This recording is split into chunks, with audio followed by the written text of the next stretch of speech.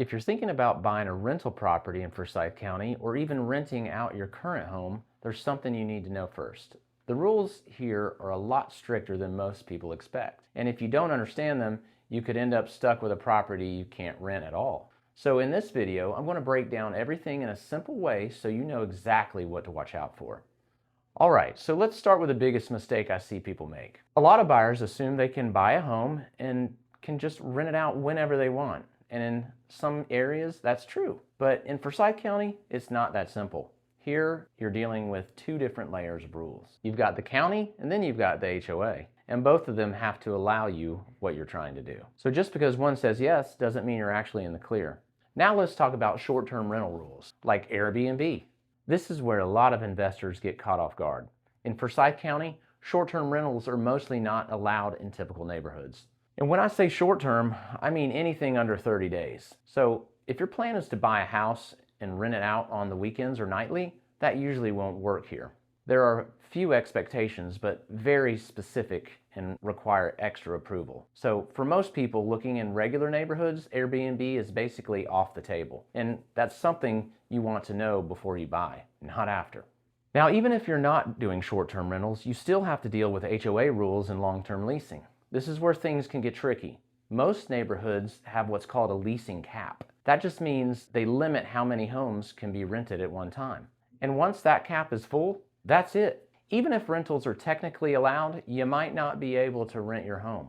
A lot of communities also have waiting lists, and in some cases, those waiting lists can be long. So you could buy a home thinking you'll rent it out, and then find out you have to wait months or even years. That's a big deal if your plan depends on rental income. Now here's another big misconception I hear all the time. People say, well, the current owner is renting the house, so I'll be able to do the same thing.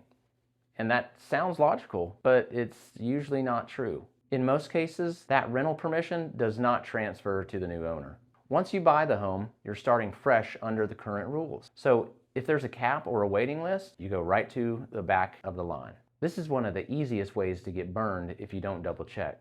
And if you get this wrong, it can turn into a real problem. You could end up with fines, you could be told to stop renting the property, and now you're stuck covering a mortgage without the income you were counting on. So this isn't just a small detail, it can completely change your investment.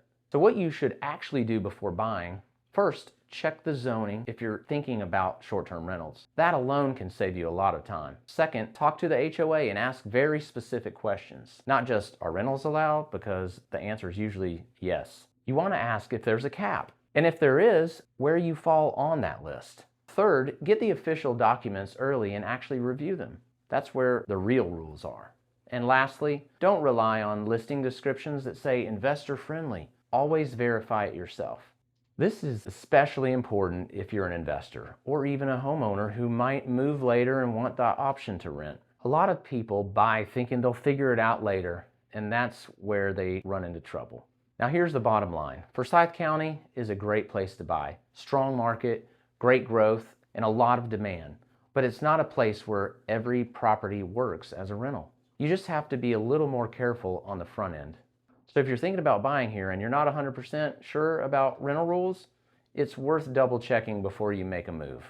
And if you want help looking at a specific home or figuring out what actually works for your situation, feel free to reach out. I'm happy to help you navigate it so you don't make a mistake.